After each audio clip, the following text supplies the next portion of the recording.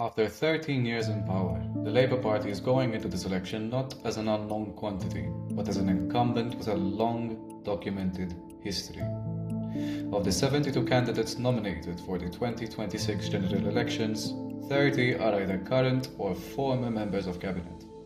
That means voters are not only being asked to judge new pledges, they are being asked to judge candidates who have already shown the country how they govern. And the record, taken as a whole, tells a very familiar story. Direct orders, loyalists rewarded with public positions, authorities that too often bend in the wrong direction, major public projects that run late, over budget, or are quietly repackaged when they fail. A ruling party that has repeatedly turned the state into both a campaign machine and a getaway vehicle for evading accountability. At the very top stands Prime Minister Robert Abela. Abela inherited Joseph Muscat's administration and spent years presenting himself as a break from the past. But his own record has been marked by populist U-turns and a willingness to resist accountability until the pressure becomes impossible to ignore. He opposed the public inquiry before eventually announcing one. He dismissed the possibility of turning Manuel Island into a public park before realigning himself with public sentiment. And he has continued to lead a party whose senior ranks remain crowded with figures tied to the controversies of the last decade. Deputy Prime Minister Ian Borch has worked hard to cultivate a more polished image since moving from infrastructure to foreign affairs. But the substance of his political record remains rooted in the same playbook: direct orders, questionable appointments, and a governing style that treats public institutions as instruments of party power. His elevation has made him one of the most powerful figures in government, but not one who is detached from the system that shaped him. Then there is also Byron Camilleri, the Home Affairs Minister, whose tenure has been defined by a hardline approach to migration, a police force often criticized as politically pliable, and repeated questions about competence and accountability. Even after the botched cannabis heist from an armed forces compound, Camilleri's political fortunes survived.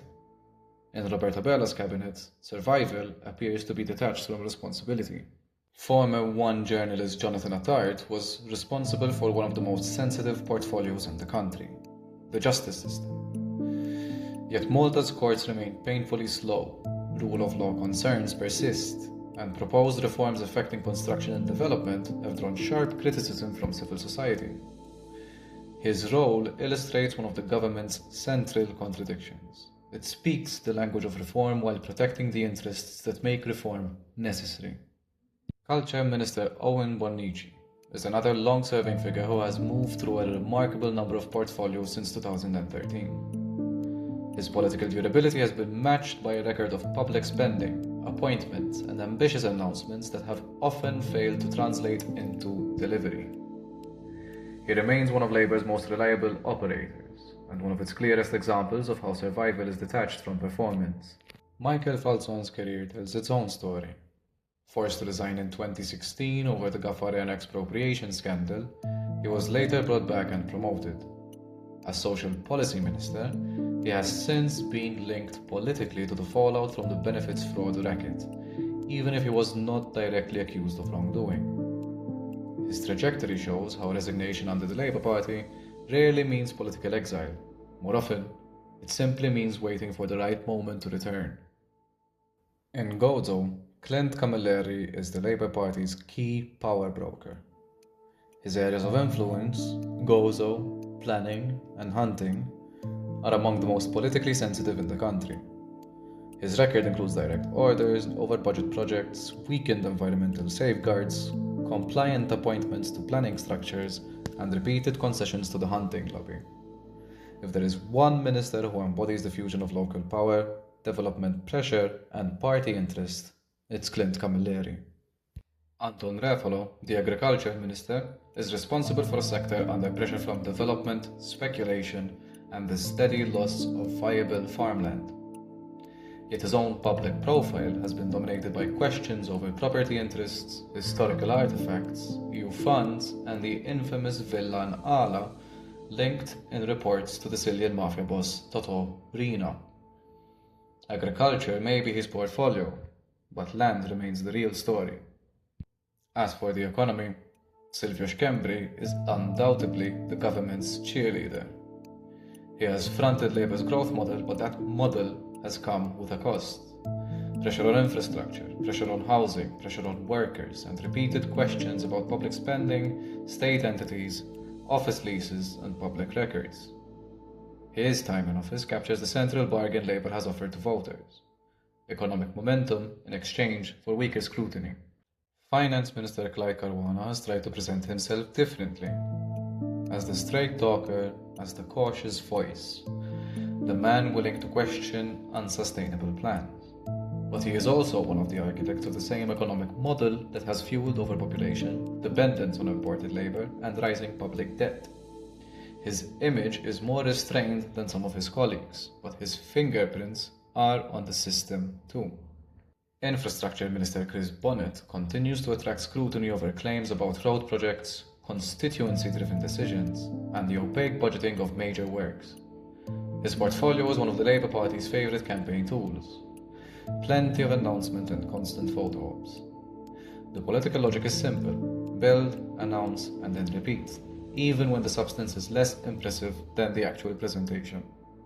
Miriam Dalli, responsible for energy and the environment, came into national politics with a reputation as one of the Labour Party's more credible figures. But her time in office has exposed the limits of that image. Urban greening projects lag behind schedule. Energy security remains a concern. Gaps in waste management remain unaddressed. And the government's environmental language continues to clash with a broader policy direction that prioritizes development over livability. Health Minister Joe Etienne Abela inherited a battered system after the collapse of the hospital's concession scandal. The government is now promising massive new investment in hospitals, effectively asking the public to pay again for infrastructure that was supposed to have been delivered under the previous concession. Meanwhile, the ministry has continued to face questions over direct orders and politically connected appointments. Julia Farrugia's Inclusion Ministry was recently drawn into controversy over payouts to a care centre whose director faced serious criminal charges.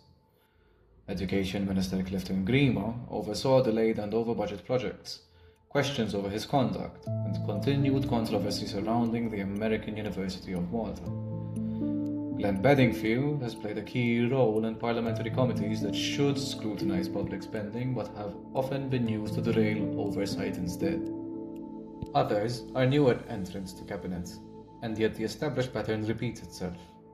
Keith Tzaparditante is relying on politically connected advisors. Alison Zarafo Civelli was elevated through state appointment before she even entered parliament. Alicia Bugeya Said presided over a fisheries sector long overshadowed by corruption concerns. Andy Al-Lul is the point of reference for the government's attempts at managing the exploitation of foreign workers that results from its own economic model. Rebecca Buttigieg failed to leave any clear mark on Malta's equality. And last but not least, Omar Farrugia used public works as a marketing tool in his own constituency. And then there are the candidates aspiring to reassert the power that they once held. Carmelo Abela resigned from cabinet after being named by one of the accused in connection with the 2010 HSBC heist, but remained politically active. Chris Fearn, once presented as one of the Labour Party's cleanest senior figures, was forced to resign after facing corruption charges linked to the hospital scandal, and yet has made a comeback as a candidate. Rosjan Kutajer, damaged by her links to Jorgen Fenech and the leaked messages that became politically infamous, has also been reintegrated into the party. Alex Muscat remains associated with Malta's passport-selling era, with his cabinet role being stripped away after it was revealed that he had received payments from Nexia Bitin. Anthony Ajus, the chairlist, lost his seat, but retained multiple government posts. Franco Merci and Deborah Schembri represent earlier chapters of the same party's long march to power. Each case must be understood in its context, but when lined up together, they form an unmistakable pattern. The issue is not that every Labour candidate has the same record, or that every controversy carries the same weight. The issue is that after 13 years in power, the party's candidate list is crowded with people who have already been tested, and whose record is not theoretical. They've governed through direct orders. They have overseen failing projects. They have defended questionable deals. They have promoted loyalists. They have survived scandals. They have used ministries as political machines. And in many cases, they are now asking voters for another mandate that will inevitably bring more of the same. So the question for this election is not only what Labour says it will do next. The question is what its incumbents have already done, and whether voters believe that the people who built this system are the ones who should be trusted to reform.